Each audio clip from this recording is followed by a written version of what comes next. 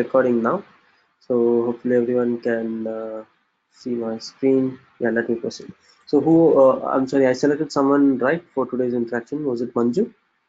Yes, yes, Vinod. Yeah, Manju. So you can start interacting with me now.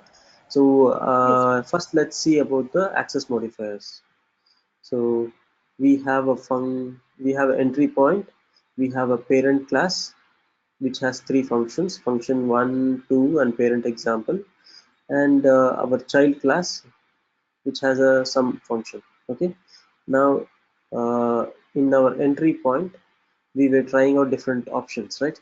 Now someone had a question yesterday, why do we need access modifiers and where does it help us? Okay, that was not discussed during the classroom. So Manju, do you have any answer for that? Do you know, or anyone else knows, why do we need access modifiers? Uh, You yes, can unmute yourself. to restrict that visibility of the data member or the function, I can say. Like, Yeah, that's particularly, that's absolutely right.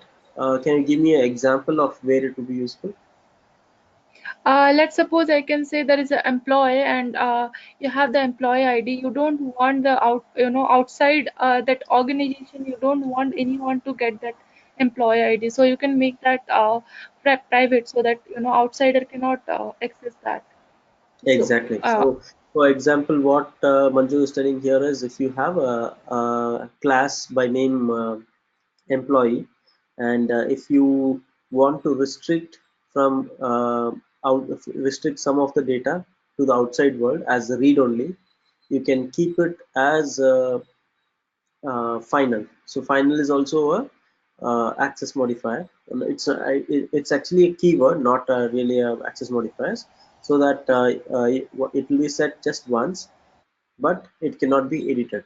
Okay, but coming to the point of access modifiers, if you want to completely make it not even read only, if you want to make it something like it can be accessed only within the class, it could be for several reasons. So it depends on the business reasons, okay, business requirement.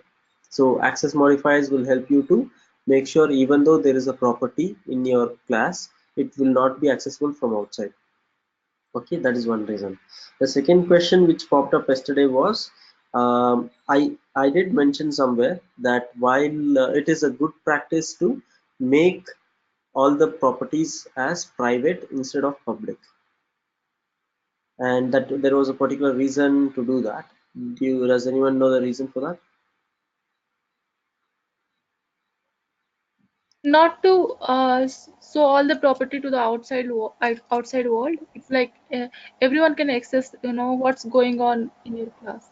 So if everything we uh, make it public, then what's the use of that a function, we are getting that get name or that name.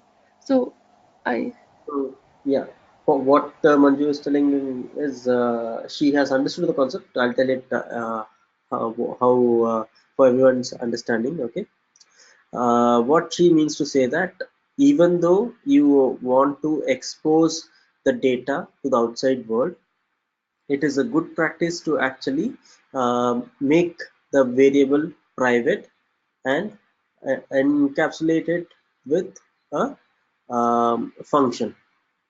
I'll show you what I mean. So in this case, we have a parent example, right? Function. I'm sorry, the parent example. We have created an instance of parent example, and we are accessing function one. So let me go back to the parent example. Here, say if I have a property, so public string name. Okay, if I have it like this. Now, this can be accessed in our entry point, like parent example dot name equal to Vinod, right? Correct? Yes, no? yes, yes, Vinod. Yeah.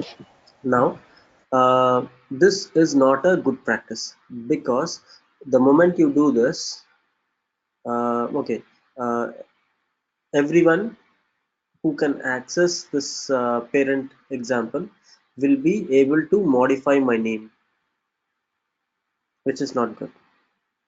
All right, but for some reason you want people to read it but don't want people to write it, that is edit it.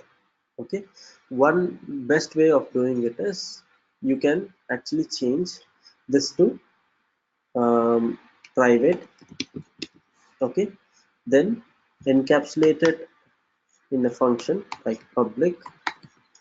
Okay, um, public string. Okay, give it a function name called get name. Okay, and here you will be returning name. Okay, so you have a local variable name which will be accessible only inside this class, but you have a public function which is just returning the name. Okay, now here, instead of getting the name, I mean, you cannot edit the name now. Okay, but instead what you can do, you can use it. For example, you can say like uh, system out.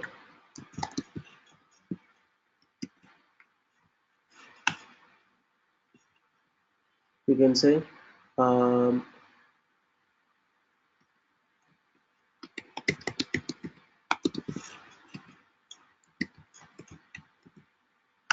get name. Do you get this? Vinod, I have a question. You said Mhm. the name cannot be edited. To edit it from where? From within the entry point? Yeah. Like, Here, if I want to change the name, I cannot change the name. Pe dot from the entry point.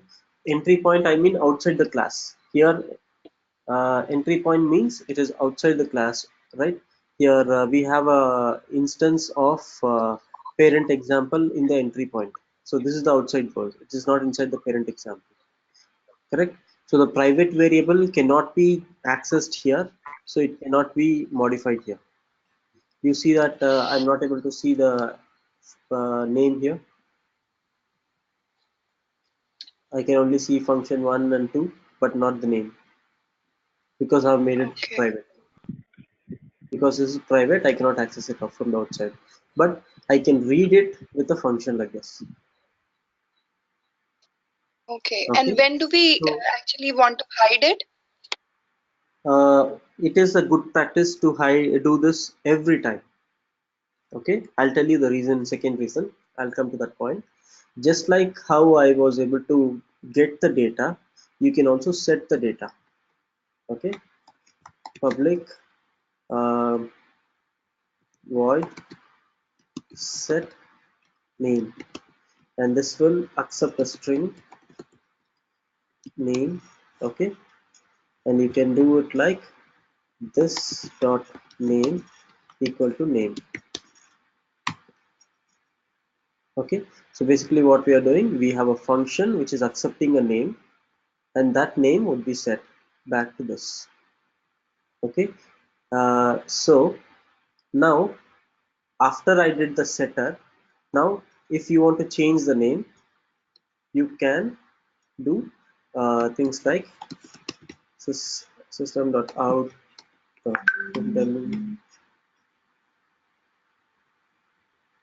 Um, 1 minute. Sorry, 1 minute, guys.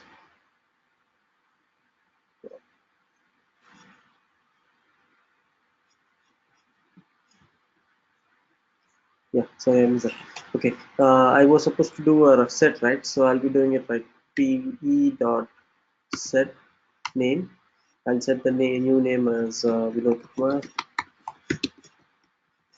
Okay, this way I can edit the name. So after I have edited the name, let's print it again and see if it is printing. So I have one before and one after. Now let me run this. You can see the first time it was null. Okay, because of course I did not set it. And after that it is Vinod Kumar. Alright. Nayana, you're not able to hear me. Others are able to hear. Give me a minute. Let me respond.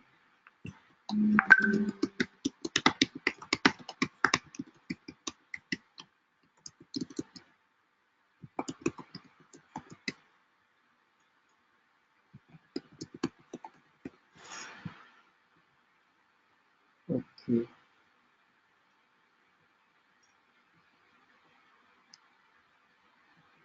Alright.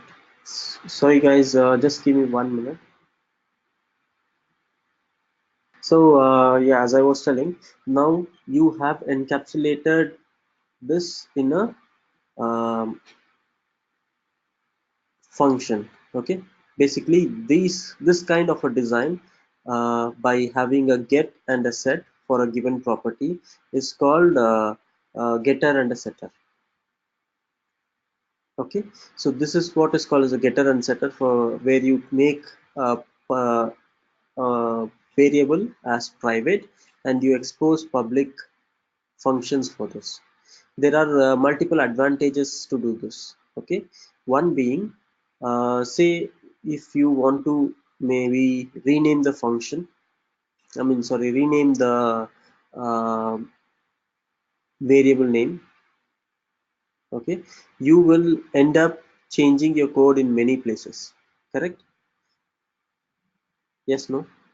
Instead of that, if you have like this, okay, where you have a getter and a setter, you can control it in a much better way. For example, if whenever you want to say, like whenever you are accessing the name, if you want to give another condition, okay, maybe some condition, I don't have a valid condition here, but I'll just come up with some example. Okay, you Check can if do it's something null like, or not. We can check uh, here if it's null, then there is no name or something like that. sorry Manju, I didn't get you. If the name is null, then we can just print a message like there is no name for this. Yeah, that's right. So you can say something like, if name equal to null, you can maybe return uh, the name is null or name is empty. Okay, you can do customizations like this instead of just returning the name. Now if I just use the entry point to run this, now you can say, instead of my name is null, it will say my name is, the name is empty. Okay, on the same lines, even for setting, you can do something like, if um, uh, this sorry, if the name dot length is less than 10, only then set it. Otherwise you can say that you can just avoid setting it. So you can have some custom business applications here. Okay, are you getting the idea of why we need to encapsulate the functionality into a function like getter and the setter? No. Anyone having questions? I couldn't hear you. So Vinod, you said that when you talked about advantages of encapsulation, you said Mm-hmm. if you want to rename the variable name at one place, Mm-hmm. how can we do that?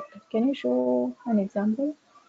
Like, so if we change the variable name at line number 5, will it get changed at other places? So, um, if I actually have this as private, sorry, if I have this Right. as public, Mm-hmm.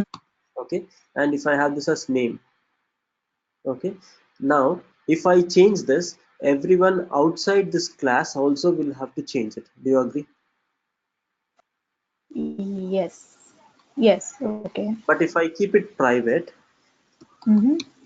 I can change it here on all the places within this class. The outside world need not worry because I haven't changed the function name. The function Okay. name Okay. Okay. is this. Got it. Got it. Yeah. Mm-hmm. Got it? Okay. Yeah. Yeah. Thanks. Yeah. All right. And Vinod, also, So in what yeah. actually change the private variables? Sorry. So in what case? In what case you would Do we change need? the name of? Maybe if there is a new business scenario coming up and telling you that it is a full name, not just the name.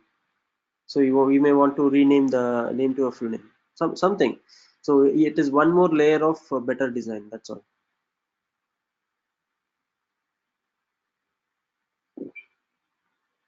Vinod, Is that clear? Yeah. so what if we passed a name in constructor? So can we still get it by get Yeah, you name? can still use it.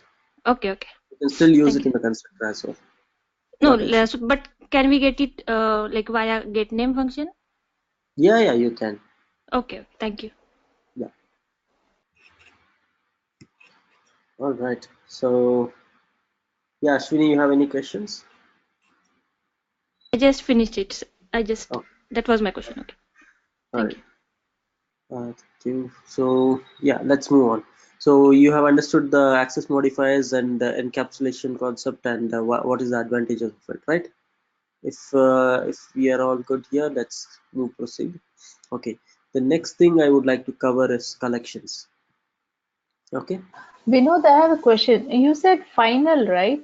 In the beginning of the class, you said final key is a keyword. What is the example? Can you show something like Okay. using final keyword? Let me go back to the same example of access here.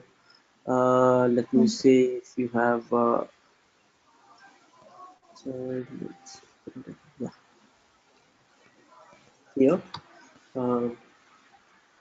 I'll declare public, okay, and I'll have a Mhm. keyword public final string, and maybe I'll have SSID equal Mhm. to something, okay, Mhm. and I'll set it here, maybe something A B C 2 3 4 something, okay. This is my Right. variable I've assigned it here. Now, if I try to change it in any of the functions, for example, if I in the set name, if I try to write some business where I want to set SSID equal to, when I do this, the compiler Mhm. will give me error. It will tell me that remove the final modifier because anything which is defined as final cannot be Mhm. edited. It can only be set during its declaration. It cannot be edited anywhere else. Okay. So if Okay. you have a variable which you want to just set it once and do not want to edit it in future, but still want to expose it to the outside world, this is one way of doing it. So it's kind of a read only. It is accessible to the Okay. outside world, but read only. Okay. Mhm. Yeah. Thanks. So what is the difference between static and final? Static is you can edit the static, but it will get edited for all the instances. Final is not even editable. Okay, All right. yes. So I'll just comment this line. Okay, I'm just see. I'm not deleting this code. Vinod, I I'm have just one more question. let me finish. I'm not deleting this code. I'm just commenting the code for a reason. That is, after the classroom, when you're watching the video, you can see the code and do it. I'm commenting it because it is giving error. All right. Yeah. What is your question? So Someone Vinod, had a like question. we have been creating classes and we have been. Yeah, this is Ruchi, and can you hear my question? Yeah. Go ahead. Hello. Yeah, I can hear you. Please go So ahead. Vinod, like we are creating classes, we are creating variables, methods, and then we are actually creating constructor. So I just want to know in the real scenario where and how and when do we create getter and setter? Like we use Okay. constructors to Okay. actually 1 minute. 1 minute. assign value. 1 minute, Ruchi. I'll answer your question. Okay. So basically, the question here is kind of what is the best practice? Okay. The best practice is always to keep the local variables as private and use getters and setters. This is the best practice. Okay, but you can of course do it the other way. You can do it in many other ways. Okay, so this is just a thumb rule. Keep it this way. So it is a good practice in the real world. Okay, you'll see the benefit once you have a lot of experience with modifications, changes happening in the project and design. Okay, so that time you'll understand, oh, your code is helping you And to solve things easily. So keep this as a thumb rule. Keep all the all the private variables, I mean all the local variables as private, that is whatever properties you are setting, and expose them using a getter and a setter. And some of them may not be required to be edited, so keep them as just getter, no setter at all. So you can just have getter for some of the properties, no need to have the setter. So that way you can keep it just read only, not write. Okay. and um, the thing is, yeah. I am not able to add a constructor. I'm not able to imagine how do we add a constructor in this example. Like, Well, how do you write, what is the syntax for a constructor? so here actually it's the same name as the parent example, Yeah. like Yeah. the class. And Okay. then if we use a constructor and create an object, then how do we use it in the get name then as a getter? It's simple. No need to change anything. You just have a parent example. This is a constructor, right? Just accept the name here,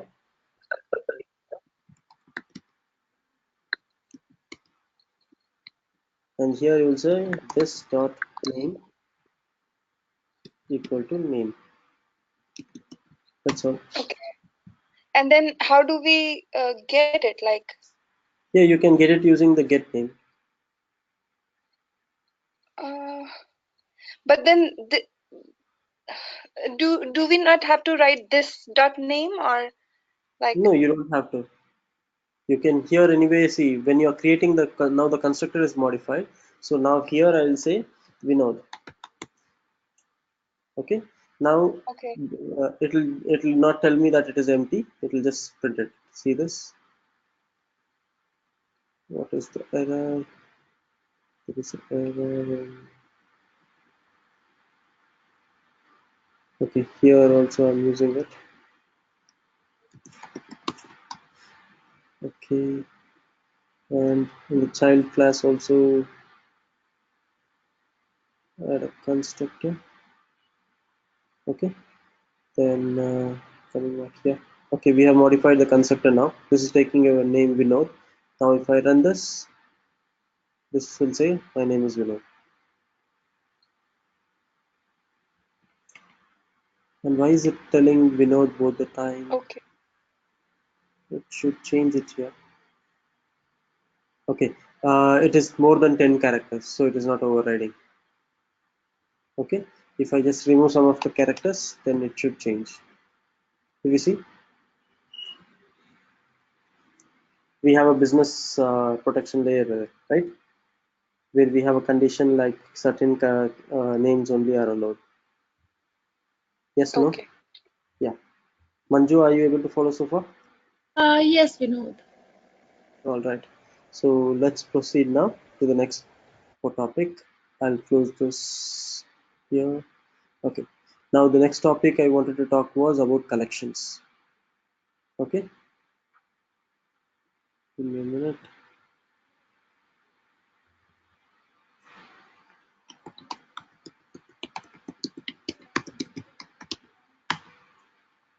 Okay, let me have an entry point here.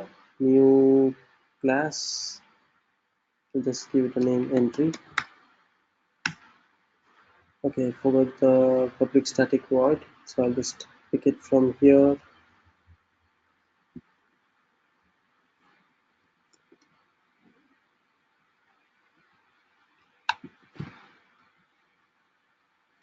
Okay, this is my entry class. Now let me create another class here. Okay, just give me 1 minute.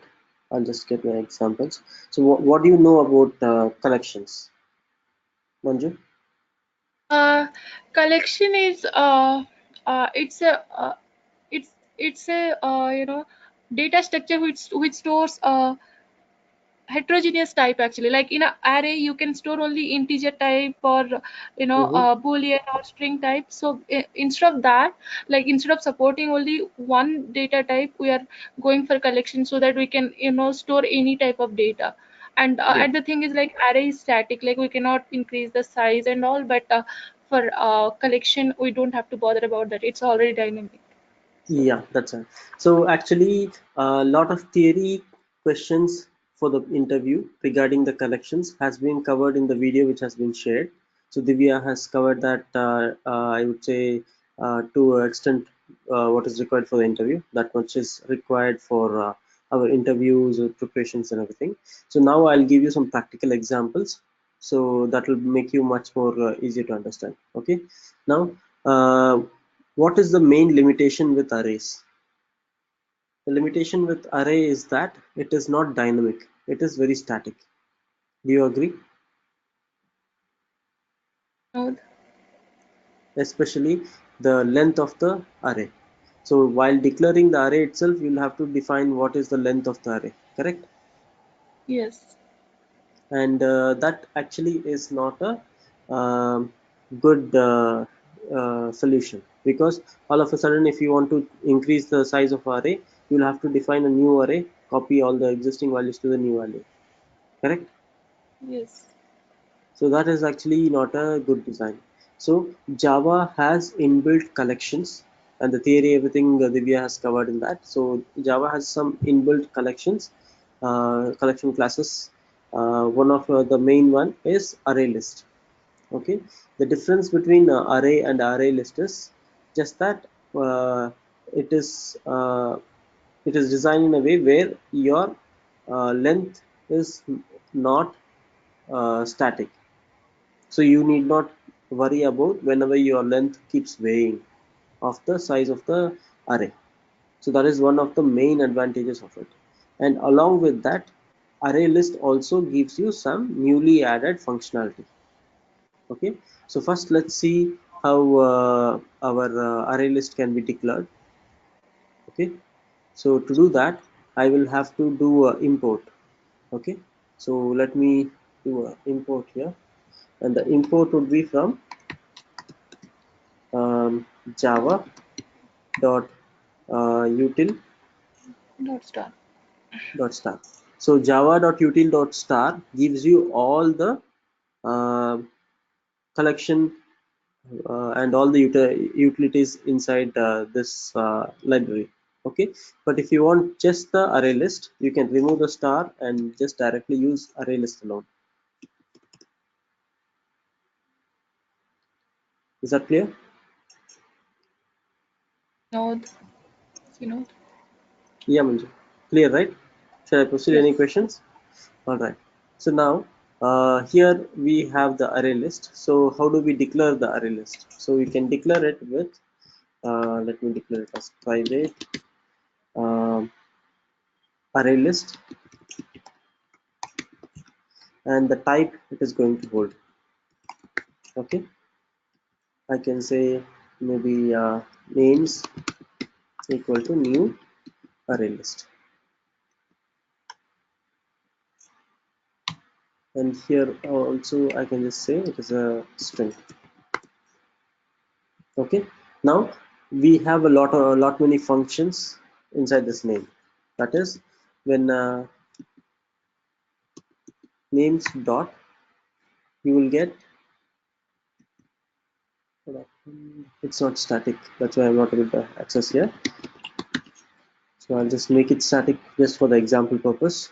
Now you have add, you have size in get, and iterators and many things. Okay, few of the functions I'll just cover. So add is going to add item to it.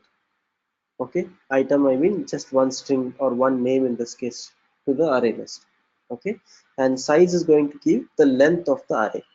In this case, the array list, so it is going to give the length of the array list. Okay, and get is actually going to take a property of index and going to return particular item in that index. Say for example, if you have 10 names and if you want to get the third name in it, you can do a get of 3, or in this case get of 2, because it is a 0 index. Okay, and if you want to clear all the items of the array list, you can use dot clear. Okay, and if you want to check whether the array list is having some data or not, you can check by using the function is empty. So this will check the length, and it will, yeah. Get int index. Can you tell that once more, please? Yeah, say for example, you have the array list of names, and say it has Vinod, Abhi, Divya, Shweta, Okay. like that. You have a lot of names. Okay, you are interested in the particular name at a particular index. So say if you want to get the name at 0th index, you'll say get of 0. If you want to get, if you want to let get of 1, will give you the first number, first name. Get of 2 Here will you give you said something like 2. It's not 3, it's 2, like that you told. Yeah, that is because when I say, for example, let me say names dot add. Okay, let me add some names. I'll say Vinod. Okay, and I'll just repeat this code. Yeah, okay.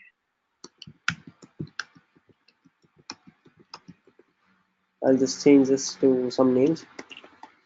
Okay.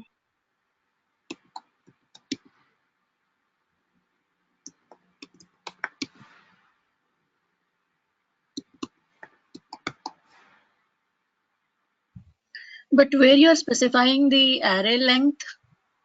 That is what is the advantage No, of that's dynamic. It is dynamic. Oh, okay. It is like arrays. It is not static. It is very dynamic in nature, where you can keep increasing. You need not worry about what is the length. Okay. So now, if I want the item names dot get at 0, this will return Vinod.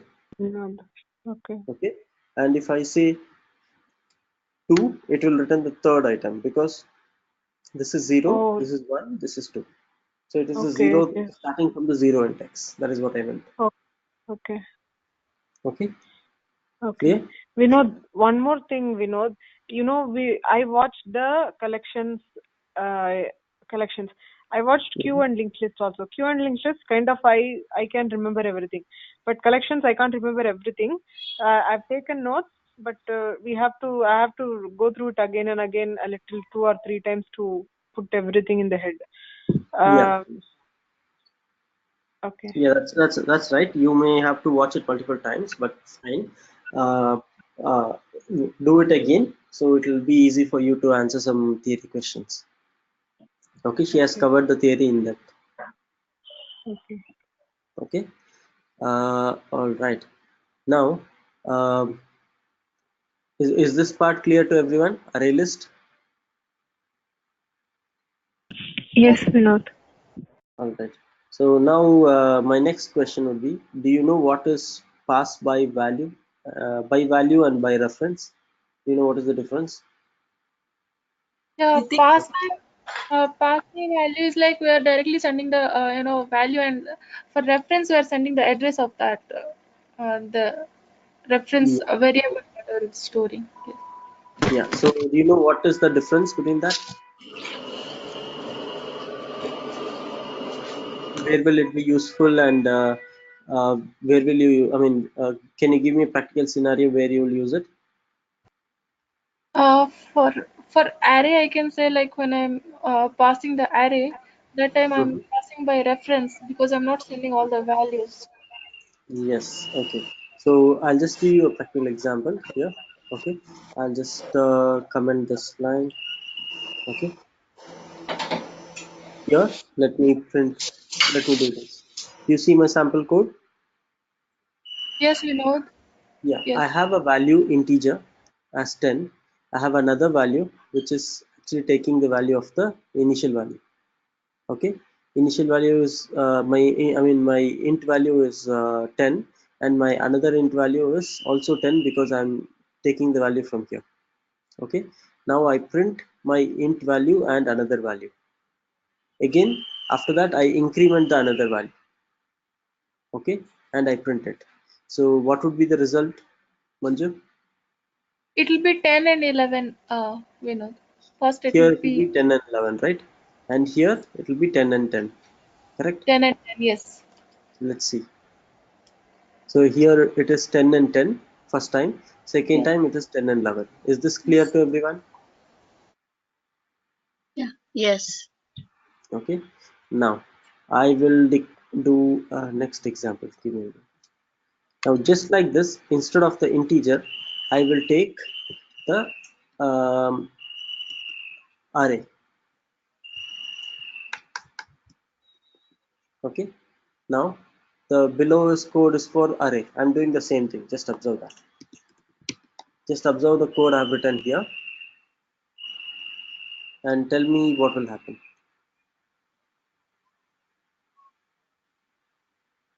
It's giving compiler error. Yeah, I'll just fix that. I'll just need to import java.util.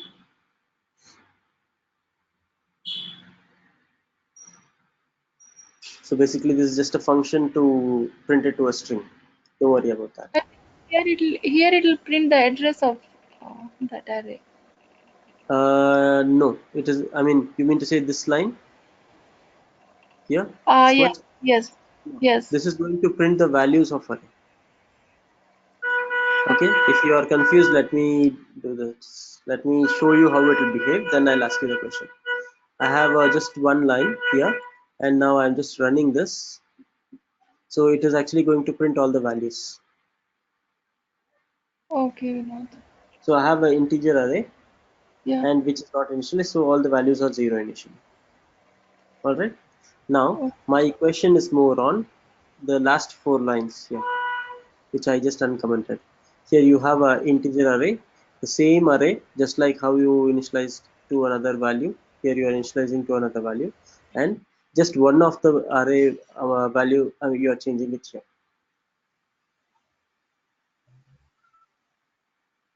Okay, oh, and then you are printing both. So will there be any difference here? Both will give 1 0 0 0 0, I think. Yes. And can you tell me why? Now you can see that my initial Because array is also changed. My another array is also changed. in line number 38, another array equals my int array. We are passing Reference. the array, not the actual. You're setting the reference, not the you're not creating a new object. You're instead creating you're just assigning the reference. You're creating a new reference for the same object. So there will be two references but a single object. Yeah, Vishnu? Like yes. Any string, question? no? Yeah, just like string. Can Okay. you explain what the For any object, you will create a new instance when you say new keyword. Otherwise, if you're just assigning it like another array equal to my int array, you are only creating a new reference to the existing array, I mean existing object. So here array is an object, okay, and here you are just passing it by reference from one reference to another reference, but you are not actually creating a new object. So instead of this line number 38 like this, if I do, sorry, I'll just do it here, covering this fine. Here if I say like this, okay, run this. Now you can see only one of it is changing because now it is two different objects. Are you getting the point here, everyone? Vinod, I have one more question here. Instead of another array, if I'll do my int array of 0 equals to 1, then also it's going to print the same thing, right? The ones. Yeah, whichever you're changing, only that will change.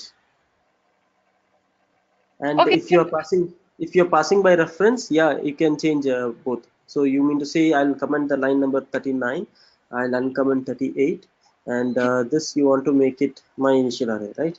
Both are the same. Yes, yes, yes. Yeah, this will also be the same. Okay. Clear Okay. to everyone? Yeah. Thank you, Vinod. No problem. So this is passed by value and reference. Whenever it is an object, it will be passing by reference, not by value. Be clear on that point, okay? Whenever it is a um, predefined data types in Java, like double, float, int, and all those things, such things actually will be passed by value. If you change one value, the other won't be changing. Vinod, can you please explain once again? Which part? Passing by reference, here the int my int array equal to new int, you're initializing this array, and then when you're pointing the mind, when you're equalizing mind array to another array, I didn't understand how that works. I mean, is it See, just the value of now int array is this is the passed? new instance. Do you get that? Okay, yeah. This is a reference. Do you get that? The my int array, okay, Whatever I have to selected, the yeah. array, it's pointed to the array, okay.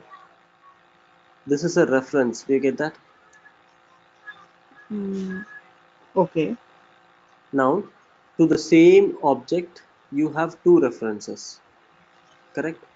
One is this right, and another is this. right, So it is like having two different keys for a same house. okay. So two entry points. So you can, I mean, not entry point, two different references to be precise. Mm-hmm. Now, references are nothing but just like a key. I mean, it's a address. Okay. Okay. So So are because it they is like the address, pointers? yeah, kind of pointers. Yes. If you are in the from the .NET world, yeah, it is like pointers. Okay. Okay. So Okay. basically, you have two. You have just one object unless you say new of int5 again. If you say new of int5, it will be two different objects. Otherwise, it will be same object. Same object, two different references. So you change one, the other one also will change. Right. So if you uncomment the third line, then both of them will still have the same value, right? If you uncomment, Even it though is they're two two different different objects. If it objects. is two different object, each object will behave differently. Okay. So it is just like if I call you by the name Chandana, and if you have a nickname, whatever I call, you will respond, right? Right. Yeah, just like that. Okay. Okay. Thank you. All right, is that clear, everyone? Yes, Vinod. All right, so let me proceed to the next topic. So you understood array list, right? Now, array list has a I'll give you some functions to understand the array list. Give me a minute. Okay, let's create a class called grocery list. Okay, now here in this collection, I'll just comment all this code.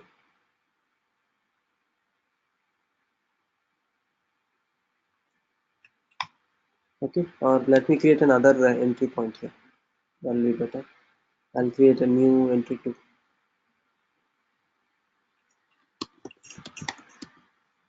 and have a public static void finish. Okay, and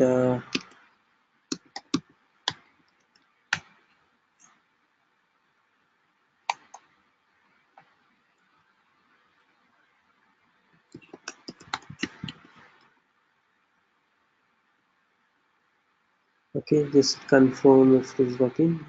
Now I'll create a new class by the name grocery list.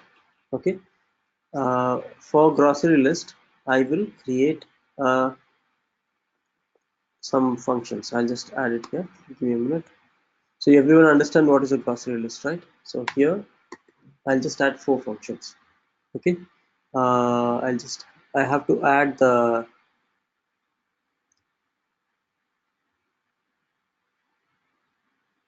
Okay, something is wrong here. Okay, array list, I need to add the collection. Yeah, I need to add Java util array list. Now it's all good. Okay, yeah. Now you can see I have 4 functions. One is to add grocery item, that will actually add it here into the array list. Okay, the second one is to print all the grocery items. Okay, so I have a for loop inside which I'm just printing everything. Okay, then modify will actually edit a particular item from old item to the new item, and I have a remove grocery item. This I'm just mapping the business scenario and using it with the array list. Okay, so here to remove, it is going to remove it. So these are the functions used. I'll show you the entry to. Give me a minute. So you can do things like 1 minute.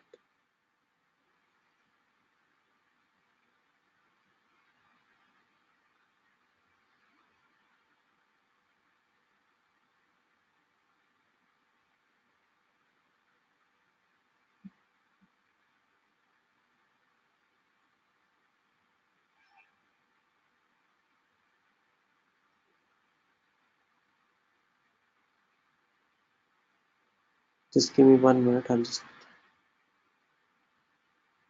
Okay, let's do it here manually. Okay, let me create a variable of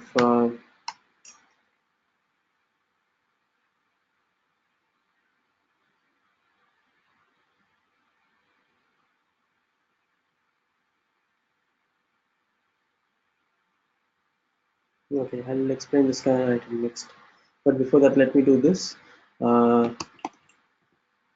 Private static grocery list. I'll say grocery list equal to new grocery list. Okay, now I've created a grocery list and I have 4 functions, right? So I can start using them by telling grocery list dot add grocery item, and first one maybe I can give milk. Okay, the second one maybe I can give some more. Let me copy this and I can say milk, bread, then maybe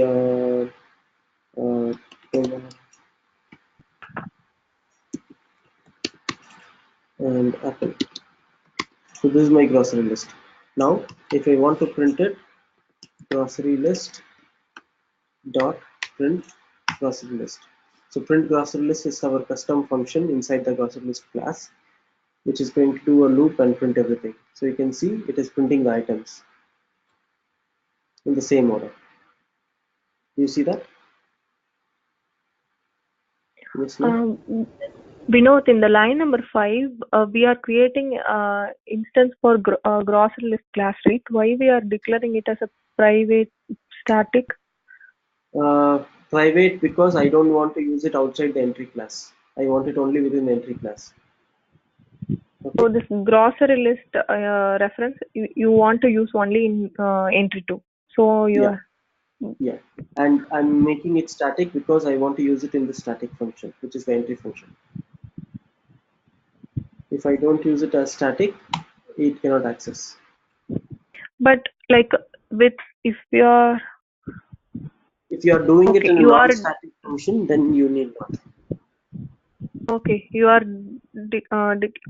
declaring it outside of main, so you are giving it. Okay, I understand. Yeah. All right. Vinod, you are calling print grocery list, right?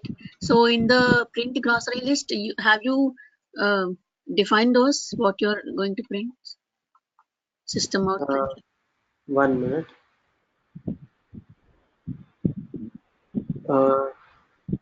Yeah, Purman, you're able to speak, right? Okay, fine. Yeah, your audio is good, right? All right. Yeah. So your question was on what is inside the print grocery list, right? Yeah. Let me open explain that. Go to definition. Here you can see that what I'm doing in print is actually I'm first printing the length of it. Then inside the for loop, for how many ever items I have, I'm actually doing the for loop and printing each and every item. Okay, yeah, got it. Yeah, thank you. So it is printing 1, 2, 3, 4 milk, bread, tomatoes, and apple. Okay. Now we have modify grocery item. So let's try that. I mean, these are our own functions. Just because I have pasted the code, it doesn't mean they are Java functions. The grocery list and everything you see here is my own function. I have just copy pasted the code. All right. And how this array list count means 0, 1, 2, 3, 4 or 1, 2, 3, 4? It How starts index from work? 0. This is 0 index. Okay. That's why I'm doing a +1 here to print some as 1. Okay. Okay. Now coming back to this, if I want to modify, yeah. Here we can even put the within the main class itself, right? Below this line number 7, we can create a new object, right? Is Below the line there number 6, 7? yeah, you can create a new object. You can do there also. Okay. Okay. Any reason why you did on the top, like 5? If I have another function, I can access this. If I have it inside, the scope Yeah. will be only limited to this function. Oh, okay, okay. Okay, fine. Okay, Yeah. thanks. So, the static keyword, can we use it in the grocery list program itself, class Yeah, itself? if you use it, all the instances of grocery list will start to have the same value. Oh, because only one Now only reference. so for example, let's say if I have another static function, I'll name it as grocery list 2. Okay. Now I can have different items in grocery list and different items in grocery list 2. Okay. But Okay. if I make the static here itself, that is, if I declare this as static, not this, sorry, yeah, if I declare this as static because it's inside the grocery list, right? All the instances of this item, this class, will have same value. Are you getting my point, or you want me to print it and show you? Okay, because static keyword has only one memory location, uniform Yeah, memory location. that's right. Yeah. And the class itself cannot be declared static, right? Only the array list can be declared static. I mean, Yes. the grocery list cannot be declared static, right? Yeah.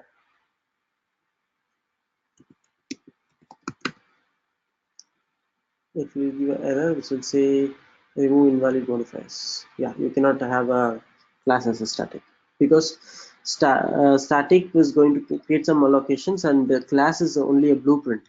It is not an instance. So you need only for instances you can mention it as a static or not. Okay, got it. Vinod, I one more thing, Vinod. I Mhm. think we can declare the inner class is static. Right? I think you can do that, but that's not needed for us. We don't need to know that much of Java. Okay, Okay. so let's not go there. All right.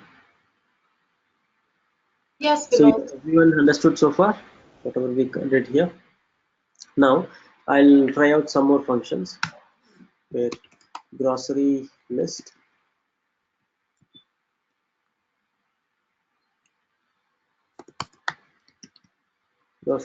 dot modify grocery item change milk with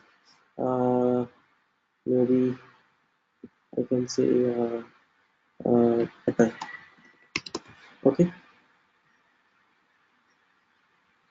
what is happening? Okay, I need to mention which item index. So I'll say if I want to change the 0th item, I'll say like this.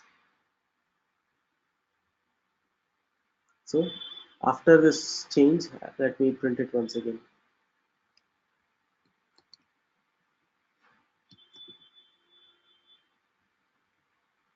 So First time it is milk, bread, tomatoes and apple. Next time it is butter, bread, tomatoes and apple. Because I have changed the first item, that is 0 index, with butter. So how have I implemented it? I have done a simple set function which is going to take the position and replace the item.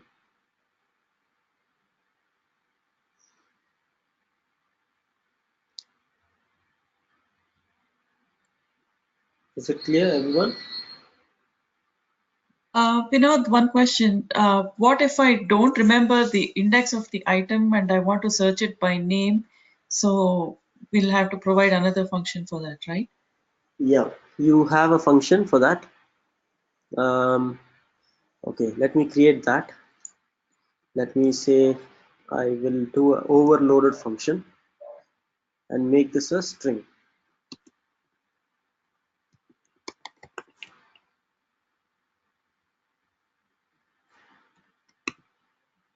And make this old item. Okay, now let me just comment this here. Now you cannot do a set. Instead, you have to first of all get the index. Okay, to get the index in array, how do you do it? Glossary list dot Get index. Get index will give you the item, but I think it has contains which will just return true or false. Vinod, can't we just directly use the replace that will replace the string by string? I don't think there is replace. Do we have replace? Yes. No, we have replace all. We don't have a replace. Oh, okay. Yeah. So we can do a remove, but instead what I'll do, I'll just do a Actually, there is index of something object to index. Give me a index minute. of Let me finish it. I'll do an index of old object. item. Okay. So this will give us the index. Now we can. I'll just cut this from here.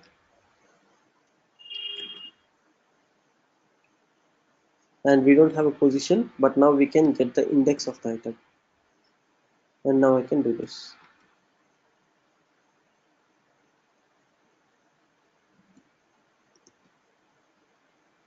Okay. Okay. Yeah. So first find the index. Then Yeah. So to keep it simple, what I'll do, I'll declare a local variable int position equal to this. Okay. So I've just added an extra line where I'm finding what is the position and then replacing. So now this is the overloaded function. I did overloaded because it is doing the same purpose. So I use the same name. So instead of this, I can also do, let me change bread with something else. Okay, let me change bread with maybe cheese. Cheese, yeah.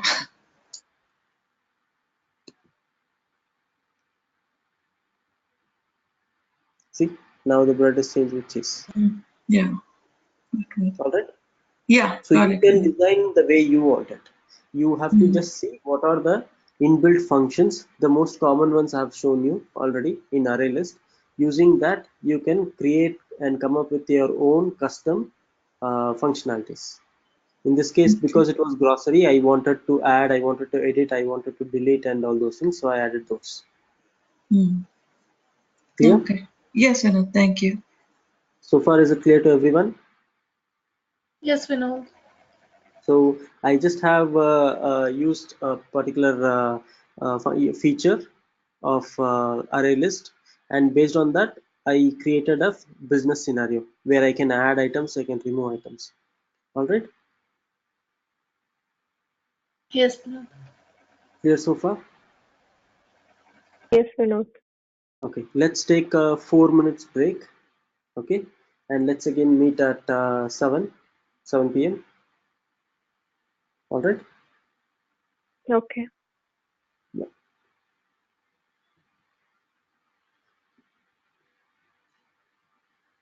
Now everyone has understood what I did here, right? Yes. Yes, Vinod. Okay. Now Yeah. I will just on the same lines, I will copy paste some more functions, okay, for the grocery list, and I'll just go through them. Give me a minute.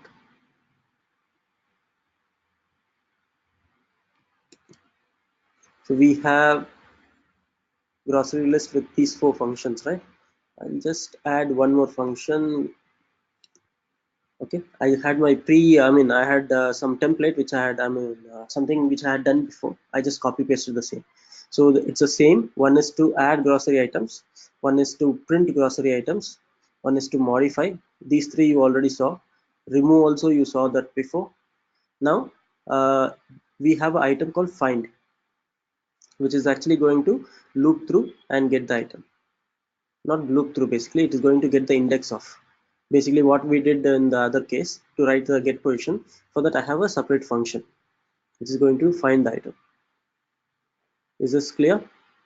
Any questions on this? There's no new addition, just the same. Any questions? Vinod, actually, I think I'm not able to see your screen properly. Oh, I'm It's sorry, frozen, I think. I'm sorry, yeah, it's frozen, sorry. Is it back? It's back now. So you can, I'll just repeat what I said. So we have add function, print function, modify and remove. These 4 are the same which was there before. I just added a new function called find item, which is going to get the index and return the index. And if there is no index not found, it will say null. All right. Yes. Because How do index, we remember these many functions like you don't have to remember. Why do you have to remember? Tell me a like scenario. find item does index See, its see, see, find item. one minute. Find item is my name. I'll name it as function 1. I can name it anything. This is my definition. You don't Okay, have to okay. remember your own definition. You have to remember these things. That is index of get, print, index of get and set, and what else is there? Okay, we Add. have to remember these. Okay. Yeah, you need not remember, because the moment you click print type dot, you will get all the Okay. functions with the definitions. It will tell you what it is doing. Okay, So just okay. spending some time will give you. Okay. Thanks. Okay, and these are my definitions, so you don't even think about Okay. remembering. Yeah, sure. Clear? Everyone Yeah, clear? thanks. All right. So shall I proceed now? I'm going to show you some big code. Shall we proceed? Have you understood this? Yes, Vinod. All right. So I hope everyone has understood. Now I will change my entry class in a totally different way. I'll just delete this. Okay, I'll just maybe I'll create an entry class 3. Is that okay? So that Yes. Yes, you Vinod. have my existing code also. So I'll create a new class, call it as entry 3. Okay, and this entry class I will copy some code. Give me a minute, and I'll just explain. It's a good code. I want everyone to take a note of this code and keep it as a template somewhere. Okay, so it is useful for you. I'll just play around with this. You'll understand what I'm doing. Give me just 1 minute. I'll show how it works. Okay, and then you'll explain how I achieved it. Is that okay? I'll just paste the Yes. code. I'll just paste the code, and I'll import this, and I'll just run it first. First, don't even see my code. Cancel. There are some errors. Okay, entry 2 has an error. Okay, modify is not there. I'll just comment this. Okay, I'll just run this now. Now I'll just bring it here, and I'll just hide my code. Okay, now just see my console. It says press 0, 1, 2, 3, 4, 5, 6. Do you see this? Press 0 to print the choice option. Press to print the list of grocery items. 2 to press to add an item. 3 to modify, 4 to remove, 5 to search, 6 to quit. Okay, now I can say 0, enter. It is going to print nothing. There is nothing printed. Now I'll say choice of 3, that is 2 to add, and I'll say I'll add milk. Okay, again it will say enter your choice. Now I'll say print is for 2, so no, 2 is to add an item again. So let me add maybe butter.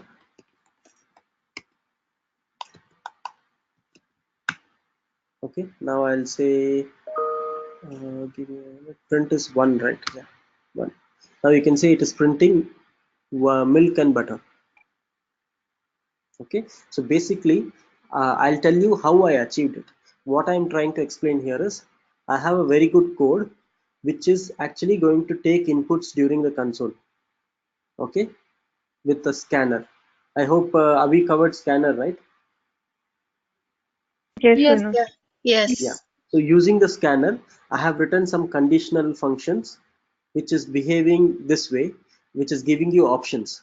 Okay, and in the options are, if you print 0, it will print it. If you type 1, it will actually print the list of items. If you print 0, it will print the options. What are the options available? That is help menu, basically. Okay, if you enter 2, you can add an item. If you enter 3, let me zoom in. If you enter 3, you can modify. Enter 4, you can remove. Enter 5, you can search. Enter 6 will quit the application. Okay, so I have added milk and butter. Okay, so let me try to search the item. So I'll say option 5, I want to search for milk. It will say found milk in the output grocery list. Okay, now if I say again 5, and if I say something like apple, which I don't have, it will say apple was not found. Do you see this? Now again it is asking for a choice. Now I'll say 6, or maybe I'll say modify. Let me modify item. For modification it is 3 input. So I'll say modify, enter the item number. Maybe I'll modify the first item and replace the item with apple. Okay, grocery item 1 has been modified, and enter your choice. I want to print everything, so I'll just print, enter type 1 and enter. So I have apple and butter now. Does the code look good? Now just by using the scanner, I have a fully functional application, console application, correct? Yes. Without even writing the code of adding butter, adding milk, everything is dynamic now. Previously, if you see our entry 2, okay, let me expand my entry 2. We had to hard code our entries. Now all our entries are dynamic, correct? Yes, Vinu. Now this is a very good example. You can use it in many of your cases. Even maybe after you go to your company, you can probably use it. So keep it as a template. I'll be sharing this code anyway. It is already there online, whatever I'm writing here. So I'll just explain how this works. Okay, do you want to see how it runs again? Let me quit it. Let me quit the application. So to quit, it is option 6. Sorry, can you mute yourself, Salonamini? Sorry. Yeah, so as I was telling, now I have quit the application. Okay, now you can see it is not running anymore. So I can, let me run it again. Now as soon as I run it, it is going to give you a help menu, and the help menu is actually going to tell you options to what all options are available. Okay, so this is the first point. As soon as I run the application, it is giving you a help menu of what all can be done, and then using those help menu, you can use the application.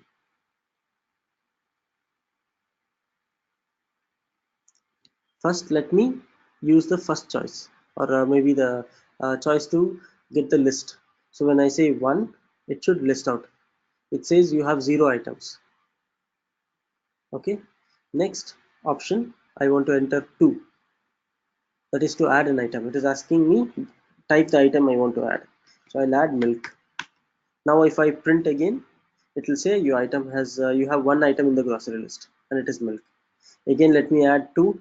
I can say next apple, and print it again. It will say milk and apple. Now again option 2 to add. Now I'll say I want to add butter. It will say, if I want to print again, it will say milk, apple, butter. So it's a dynamic application. Dynamically I'm adding and printing. Okay. Now if I want to remove, I can say 4, and I'll remove the item number 2. So now if I want to print, now I have only butter and milk. I don't have apple. Okay. This is my own code. My own code, I mean code which is not in Java. That is what I actually mean. This is not a Java code, Java pre-built code. It is a functions which we have written. Now let me show you what I did to achieve this. Okay, I'll quit the application by entering 6. I'll expand this. Okay, now let me go to our first thing. Now see, we have a scanner. You are aware of this one, right? Manju, I want you to interact. Yes, Vinod. We have a scanner, we have a grocery list, just like what we had before. Okay, now we have a local variable called boolean quit, and that is I'm initializing to false. I'll tell you why we need that, but the main part here is we have a while loop which keeps going on and on and on until the quit is true. Okay. Yes, Vinod. Okay, so we have a choice here which keeps asking us, I think it is not quitting.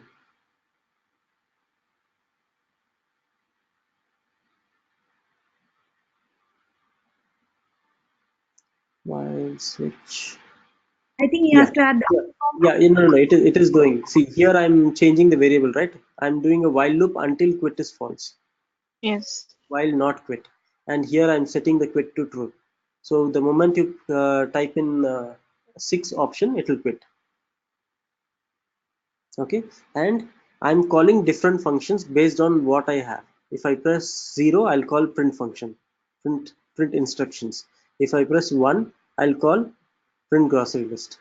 If I press 2, that is if I enter the choice, because choice is nothing but get the next item, scanner dot get next item.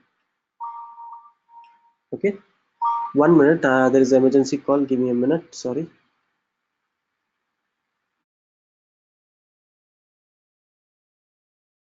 So did you have a look at the code? Yes, Vinod. Yes, Vinod.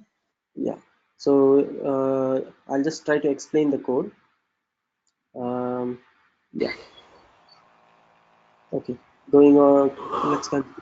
So here the main function, this one, is the main controller here, which has a while loop which keeps looping until you quit the application. That is, you can quit the application with the option of 6. Okay, until then, with for every option it is just calling some different functions. It's very simple, right? For 2 it calls add, for 3 it calls modify, for remove it calls this, right? So within those functions they have done many steps. First one is to print the instructions. It is just printing whatever you give here, hard coded. Okay, next to add, it takes a please enter the grocery item. It does this. Then it is adding the item whatever you enter in the scanner dot next line. Okay, then again the same thing for modify. It is taking the number you want to replace first, then it is taking the item you want to replace. Manju, are you able to understand so far? Yes, Vinod. On the same lines, to remove, it is taking the number and removing it, and search is also doing the same thing.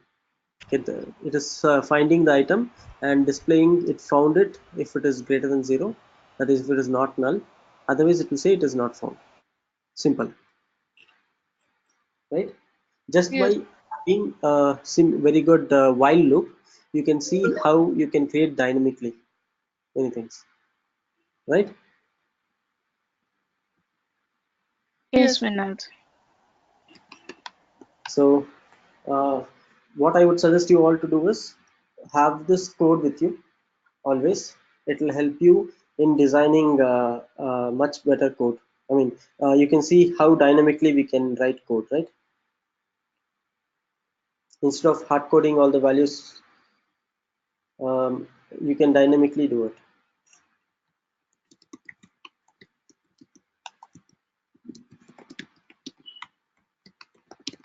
Yes, no, Manju? I want some responses, please. Yes, Vinod. Anyone not able to understand the code? Do you want me to explain? I can do it. Please let me know. It is a simple Vinod, code, but a very good code.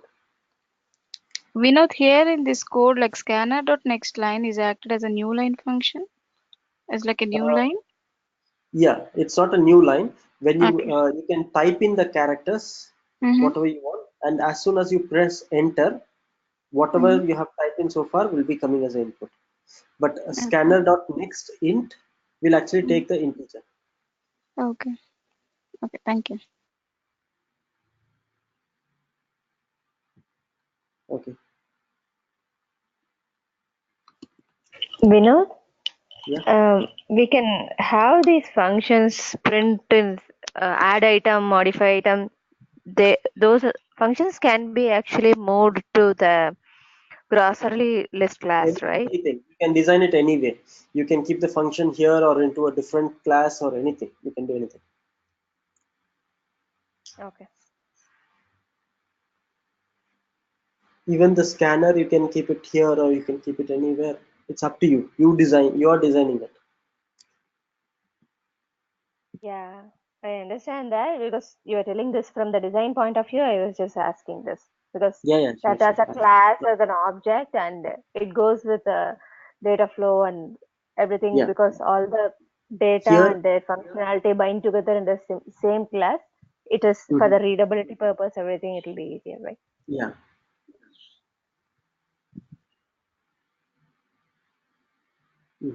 Okay. Any more questions on this?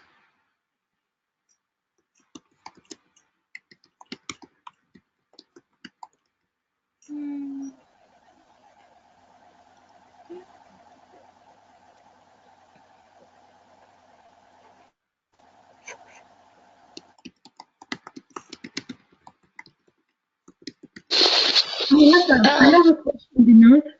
Yeah. Not in this program, but just generally saying, like if you enter the same item 2 times, like let's say milk, it's already there in the list, and then if you enter the milk again, then if you have to get the index of that, then which one will it show if there is a duplicate item? Sorry, come again. You want to do what? If you want to know the index of that item, like get the You index have of to that call item. the search. That is option 5. You have Okay. a function, right? So you have it's basically my code. This is as good as telling that this is your code. Okay, this is not the Java code. So you design. Maybe if you want to put case 5 instead of 5, you want to put 9 or something, or you want to put ABCD. You design the way you want it. Or maybe you can like say put a condition like if it's already there, like but just if it's nothing, no condition is there and nothing, and then you gave the 2 items, it's already there. So you can see my screen, right? What I'm Yeah. trying to tell you here is these The things you question here cannot is change. The line number 10, the dot add, the dot get, and dot get here, and dot index of, these are predefined functions. They have functionality which you cannot edit. But whatever you have written here, this is up to you. Yeah. You can change it the way you want it.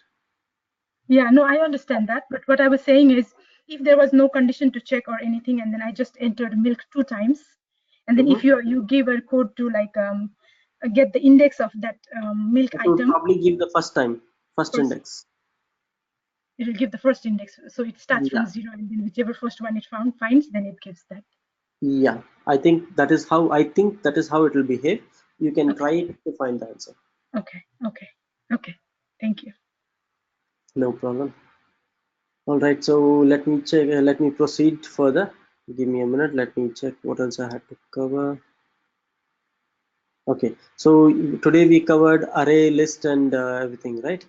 Now, one more feature of array list is that you can have your predefined classes or as list. Okay, what I mean to say that you have your strings here, right? Array list of string. Now, string is a Java class, correct?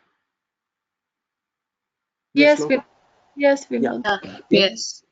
here you can have your own class. Your own class you can have, like array list of maybe contacts, array list of students, array list of maybe computers. These classes, whatever I said now, student, computers, contacts, these are not Java classes, right? They are, you have to define them.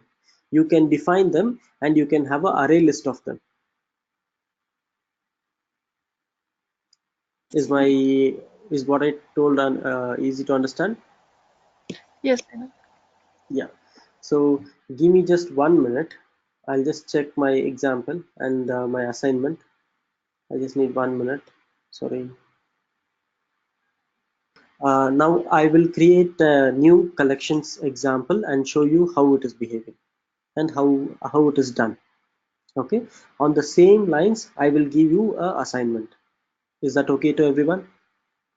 Yes, we know. Yeah. So I'll give you now. You saw array list of strings, right? Now array list of new self-defined. I mean a class which has been defined by us. We'll do that example. Okay. So I'll just mark this as collection example 2.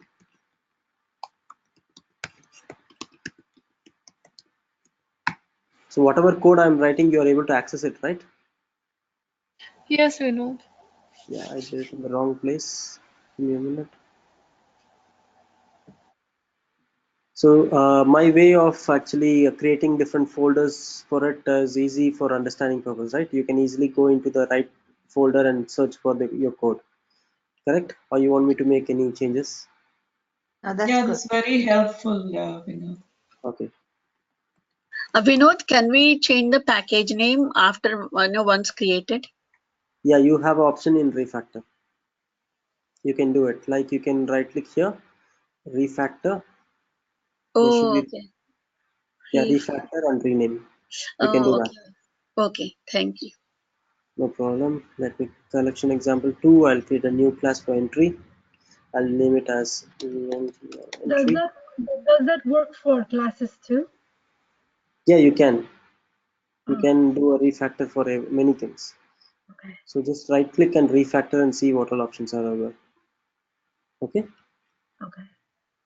So I'll just delete it for now. I forgot to put the entry public static void, or maybe I'll just copy it from somewhere. I'll just copy it from here, put it here. Okay, I have a public static void entry. Now within this I'll put my example. So now we were able to add what we were able to add so far we were able to add our strings, right? Grocery list is nothing but list of strings, correct? Yes, we know. So we were able to add that. Now we will see a different option where we'll play with maybe customers. Give me a minute, I'm just looking at my code, branches and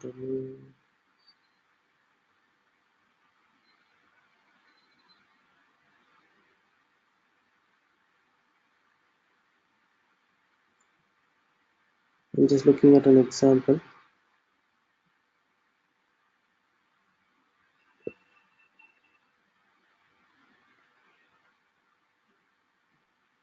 Yeah. So we will have something called as a bank. Okay, I'll just give you the code. Sorry. Actually, I had given this as an assignment before to the previous class. So to this class, I'll show you the code. So this is the entry class, right? I'll write comment here and I'll paste it. So what we will be doing, okay, you don't need to worry about this boxing, unboxing, data validation.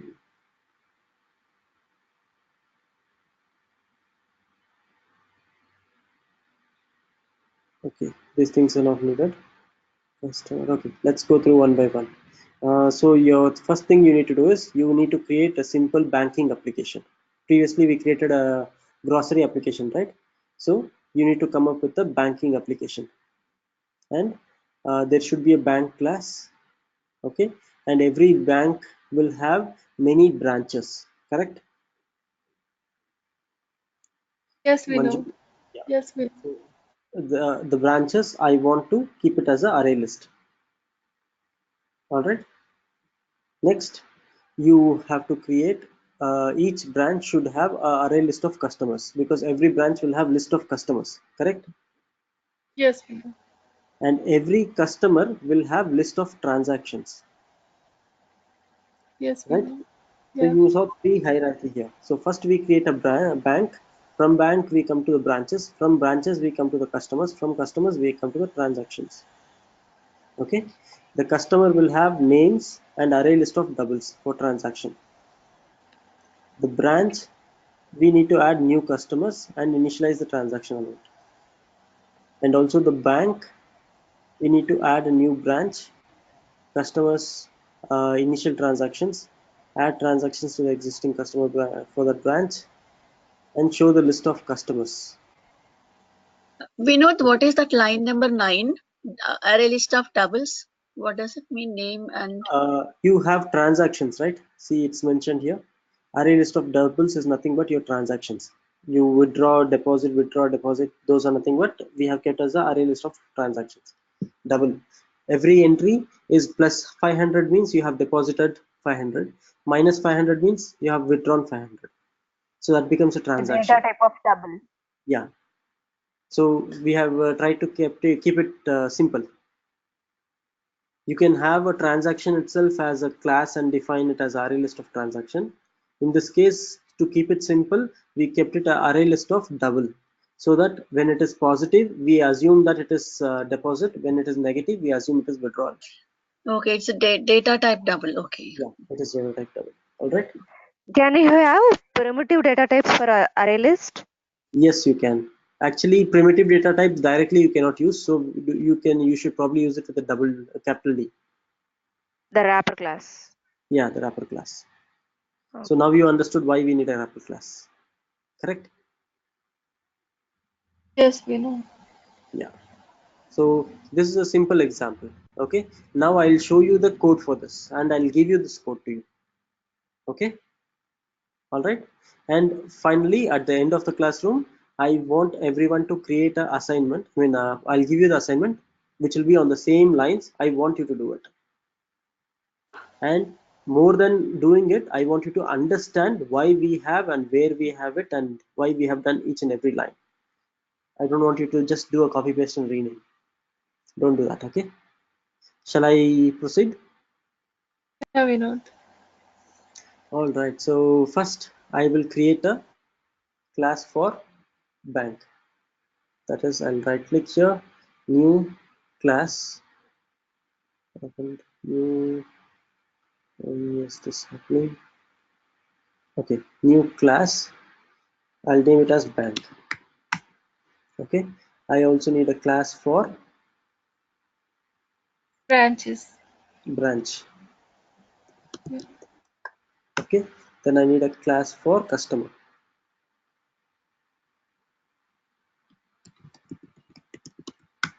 Okay, so these are the three required classes. So first is, let me get the code for the bank, or let me get the code for the customer, because it is, let's go from bottom to top. Okay. Okay. I'll just replace the code here.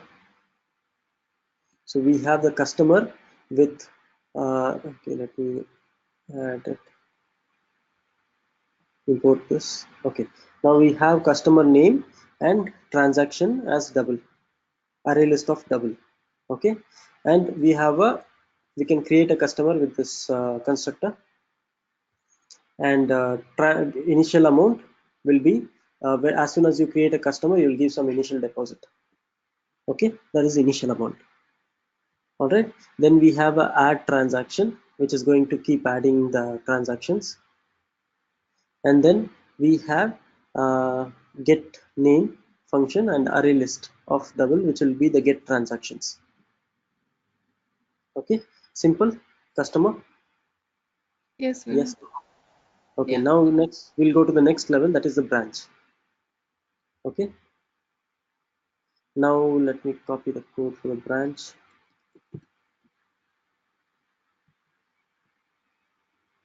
Let's replace this. Now branch will have array list of customers, right? Yeah.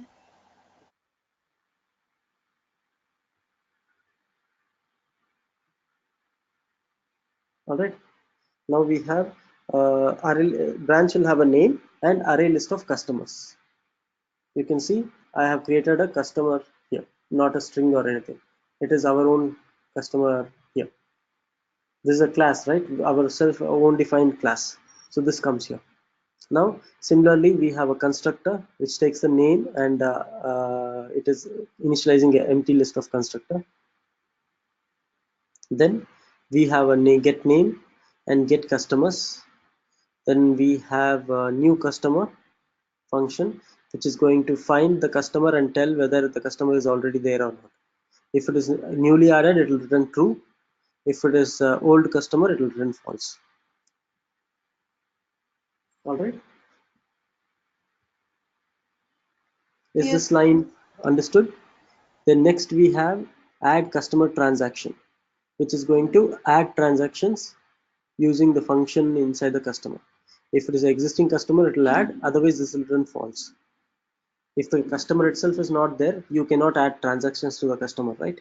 So for that reason, it is returning false. So instead of keeping this as void, the return type, if you keep it as bool, you can have some added features to it.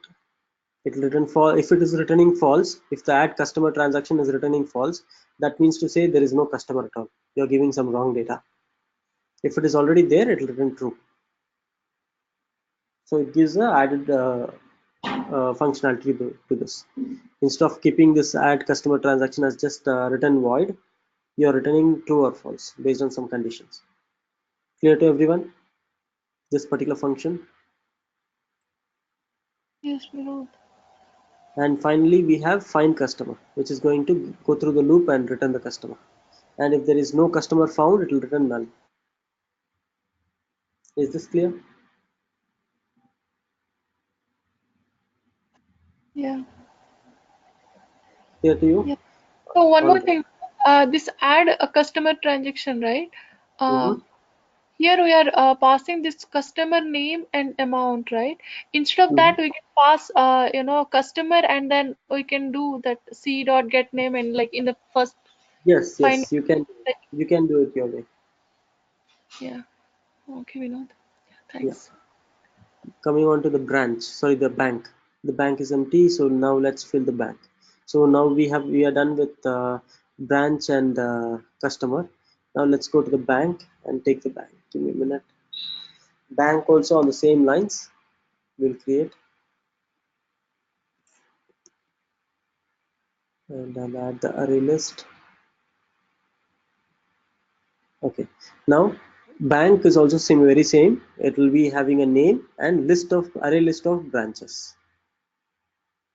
So on the same lines, we have a constructor, we have a add branch, add customer transaction, which is in turn calling your branch dot add customer transaction. Add customer is also first getting the branch and then calling the particular customer name. Okay, and find branch is going to loop and will give you the null or the current branch which was selected. Okay, and list of customers Vinod, is going to print it. Yeah. Vinod, I have one doubt. Like in here, the private branch, find branch, right? See here, the data type is branch, and you're returning null. In the previous class to like there, it's being customer. You have returned some. How is it returning the value? Basically, if we specify a data type like a int or a string or something, we'll be returning these values over here. It's branch, and you're returning null. Or if you return something else, how do you See, did if this? it is a primitive data type, for example, Mm-hmm. Boolean, okay, it is better to return true or false. Okay. If it is the object, Mm-hmm. okay, that is a class of your own, you can Mm-hmm. return the object or return empty, that is null. Okay. So we can return the object too. Object Yeah, of the class, particular class. Okay. Okay. Thank you. yeah, no problem. So here the checked branch is actually nothing but a branch, right? So the whole object is returned here.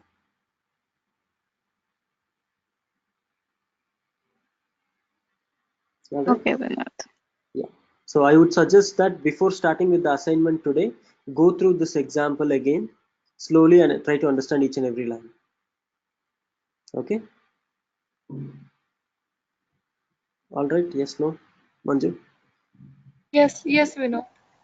All right. So finally, we have the list of No, customers.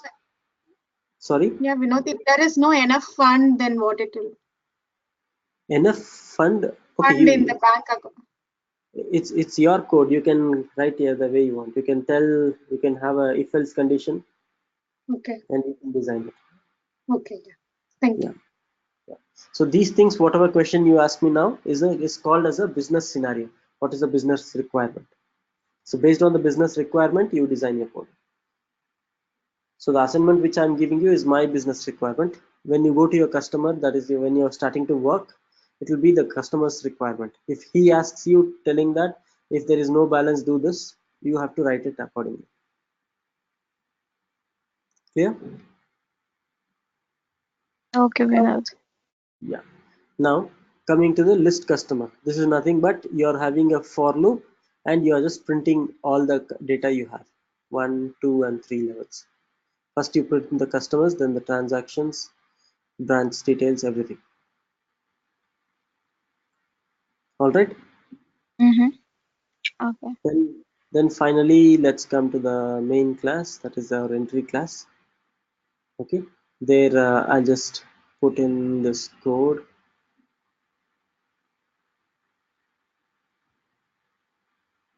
Copy this.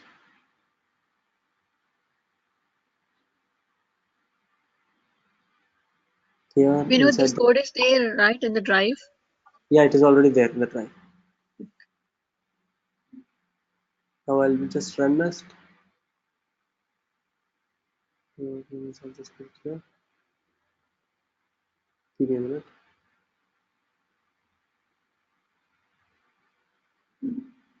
Yeah. Now you can see these are the transactions and the branches. So how did I do it? I just added some customers first. Then I added some branch. Then I added those branches to the customer, I mean the bank. Then finally, based on the some if else conditions, I am actually printing things.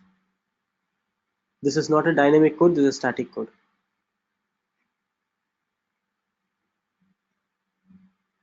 All right. Okay. Yes, Vinod.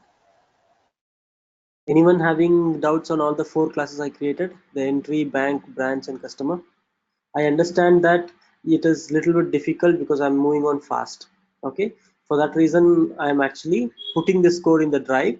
I want everyone to go through it. And if you have any doubts, you can ask me in the workshop. Is that clear? Sure, Vinod. Yeah. Vinod, when is the workshop? Oh, that means you haven't been attending workshops so far, right? All right. No. Fine. The workshop is at 8:30, right? 8:30 p.m. Is it Sorry, 8. every day? Yeah, it's every day, Monday to Friday. Okay.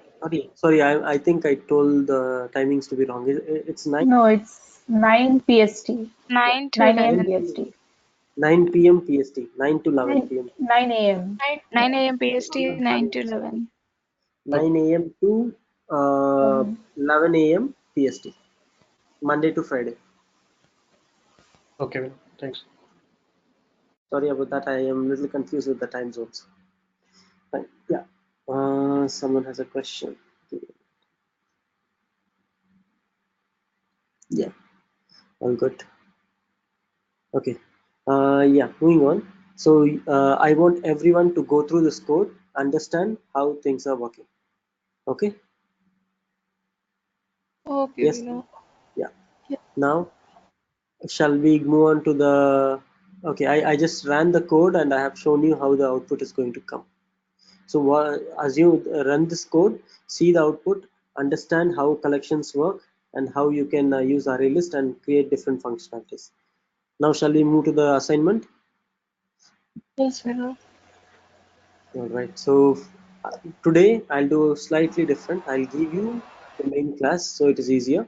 Give me a minute. I'll create a new package, call it collections assignment. Okay. Now this one I'll create a new class, call it as entry. Okay, and I'll add this public static void finish. I'll close all others, and here I'll just give you the assignment. Give me a minute.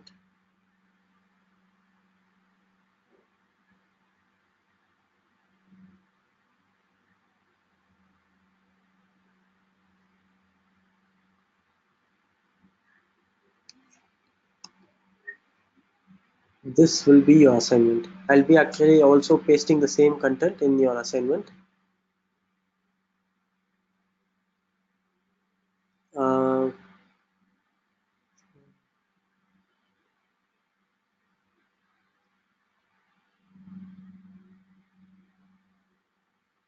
Okay, you did not get this. No need to get this hint. I'm just checking everything. Give me a minute. Yeah, looks good to me. Create a program. Okay, let me explain. Create a program that implements playlists of songs. Okay, so for which you need to have a song class which will have the title of the song and duration of the song. Okay, then you will have to have an album class which will have the list of album and name of album. Okay, then you will have songs in different album and you can have a playlist. Okay, playlist will be collection of songs. Okay, Okay. then remember our example with while loop. We based on the inputs we give, we created a while loop, right? Yes. Yeah. Using such a while loop, you need to come up with the functionality for quit, skip forward, that is skip to the next song, play the previous song, replay the current song. So this is the important part. So using array list, you create all the classes. Then you need to come up with a while loop which does quit, skip, and all these things. Yes. Yes, Vinod. All right. So, yeah. Okay. So then list of songs in the playlist. It has to be printed. Then yeah, replay the song and all this. You can do it. Started tracking the direction. Vinod, the One song class should have even the album also, album reference.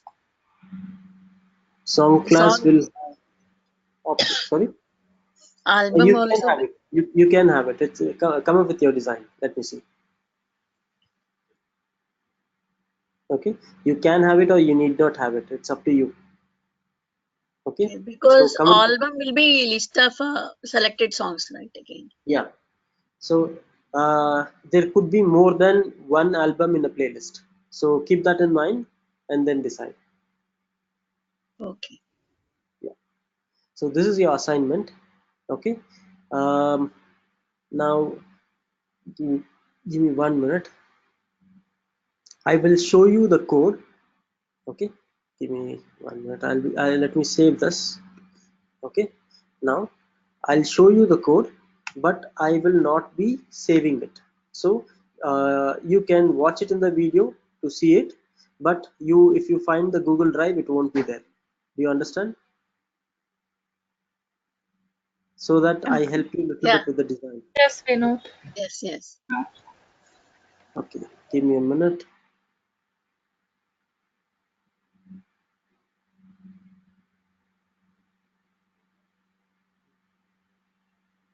Okay, I'll show you only the main class. Okay. Okay, Vinod.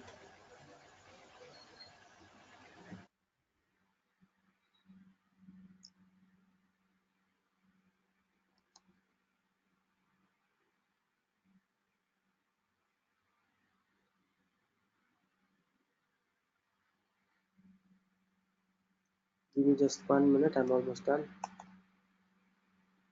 I just want to make sure you put in your efforts, so I'm just really cautious. Give me a minute. Yeah. Okay. Now I'm not going to save this code. Okay, I'll just save it up till here. Yeah. Now I'll just paste in the code, but I'll not save it. Okay.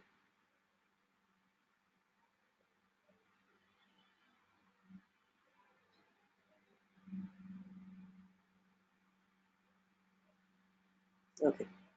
Now I don't have the album class, so it is giving me error. So ignore that. In your case, you won't get this error. So by default, in your main class, I'll just minimize this.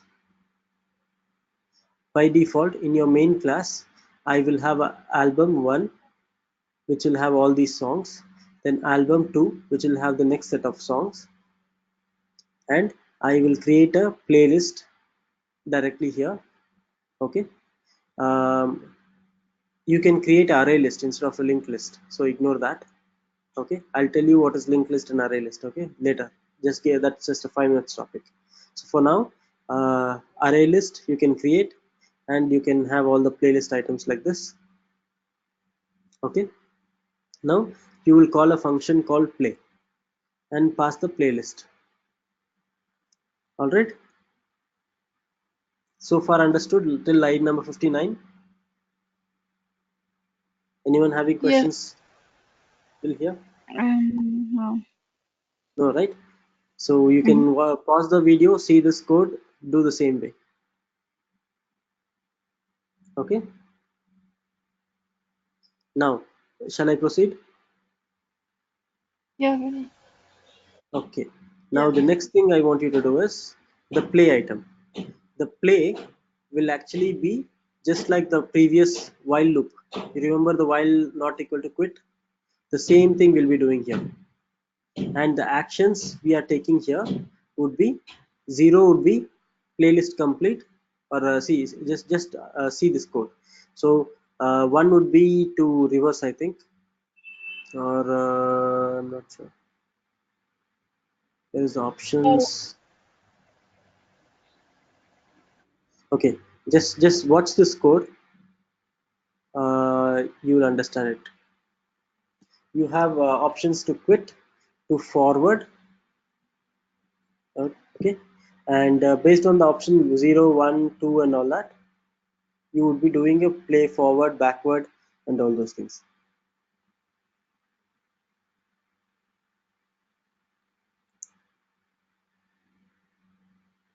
Okay, so what I'll do, I'll just show this code here.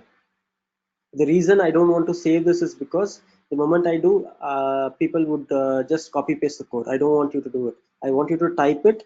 You will come up with errors. Then you will understand the syntax. You will understand how it is working, and it will be much better. Your understanding level of this would be higher. Okay, so you can pause the video and type the same thing. That is fine. All right. So this is the first part, and this is the second part. That is the while loop. So it's a big code, so I'm just scrolling so that you can pause at different levels and watch it. Guys, I can understand this is a little bit complex and I'm running through it. Okay, So this will help you. Just watch this. 0 is to quit, 1 is to play the next song, 2 is to play the previous song, 3 is to replay the current song, 4 is to list the playlist items, then 5 is to list the actions, that is a help menu, and 6 is to delete the song from playlist. Alright? Yeah, Vinod. And this is the playlist function here. Print list, sorry, not playlist, print list function. So I have shown you all the code here. I haven't shown you the album and other things. So I want you to come up with exactly the same so you understand how things are done. All right. Yeah, Vinod. I'll just copy the same thing here. Same thing, I'll copy this from here. And I will go to the assignments folder. Give me a minute and load it there. This is assignment number 10, is it? Let me check. I think Yes. assignment number 11. 11. Yeah. Fine. Dash 11. Alright, I did mistake. What is this?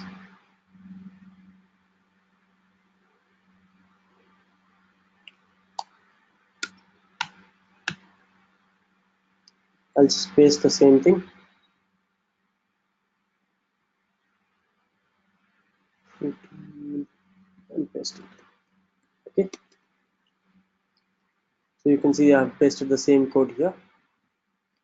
Alright. So I'll just close this.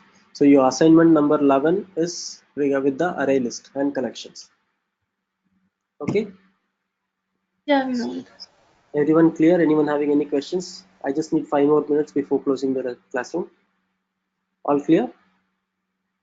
Yes, Vinod. Okay. Now finally, moving on to the linked list. I guess Divya has already covered this linked list, but I'll just give you a hint. Okay, what is linked list? Linked list is another collection set of collections of Java, just like array list. Okay, the difference is it is designed slightly different. Okay, sorry guys, I have a call to attend. Sorry, very sorry. Please give me 2 minutes. Yes, Vinod. So linked list is very similar to array list, just that it is designed in a different way. Why is it designed in a different way? To be linked list is good in performance in some of the scenarios, and array list is good in performance in some of the scenarios.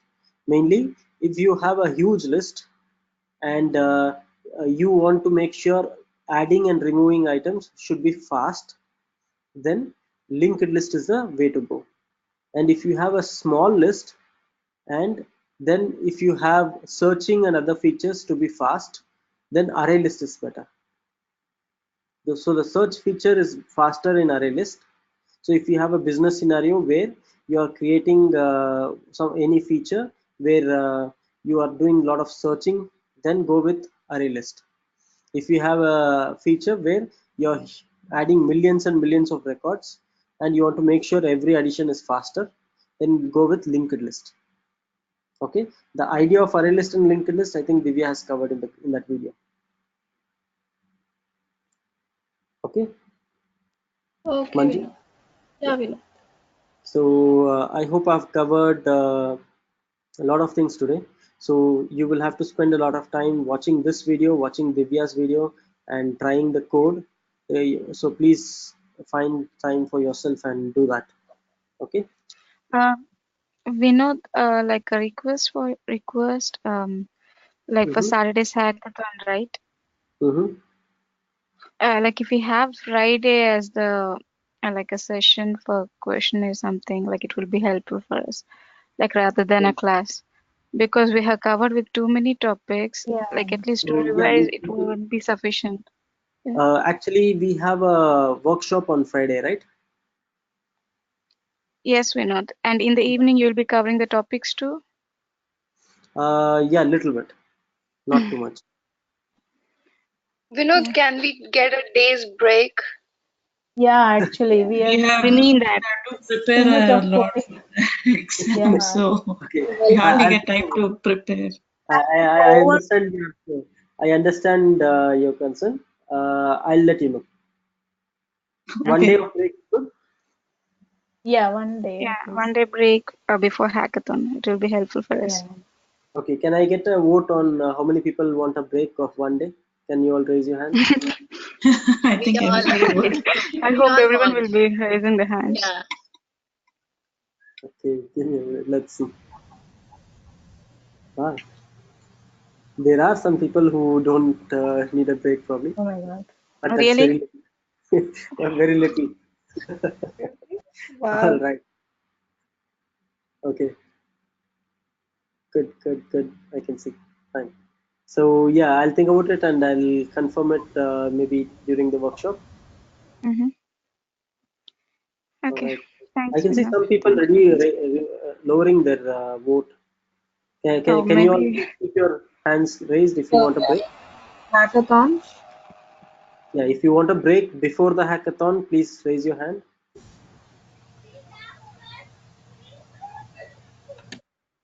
Okay, I can see.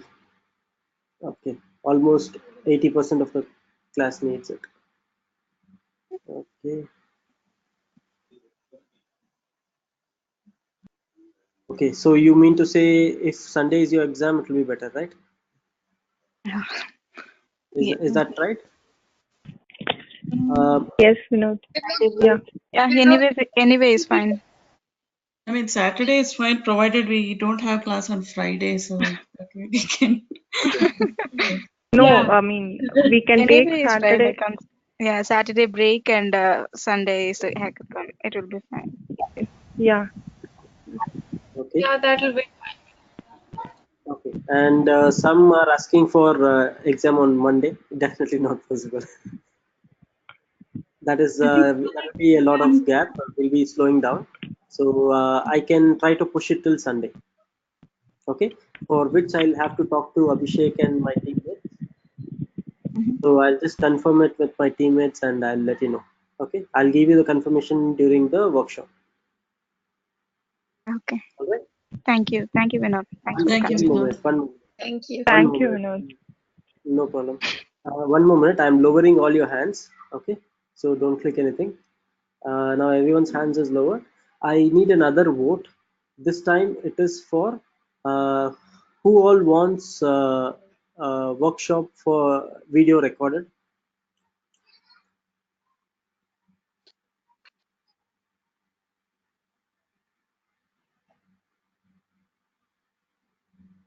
So Vinod, this would be like, even if others are asking, it will be nice if you can record that also. Okay. So But yeah. do remember that when you rewatch the video, Yeah. there will be a lot of unwanted contents or it will be very slow. You may not find it. We can forward it. Like Vinod, like you can do one thing. You can record the video, and whoever needs it, you can Yeah. access. You can provide the access. It will be better, I guess. That will be Rather difficult than for us to sending to handle. everyone. Maybe if I decide to upload the videos, it will be given to everyone. So it will be optional for you to go through it or not. Yeah, that would be better. Yeah. Okay. Okay. For this also, I cannot give you a confirmation now. I'll discuss with my team and I'll get back to you. Okay. Sure, Vinod. All right. Vinod, actually, the exam, what time would it start? Because I'm on EST, so 3 hours, there is a difference. So I just wanted to know if you're starting Sunday afternoon, will it go till Monday afternoon, 24 hours? Or it would be better if it's Saturday and goes through Sunday, rather than following it. I'm just wondering whether everybody will be okay with that. Yeah, I'm okay with that. That way we get So some part of Sunday Friday to is the relax. break. We are okay with that. When do you want to start it? Okay, give me a minute. Let me stop the recording. It's unnecessarily running. Give me a minute.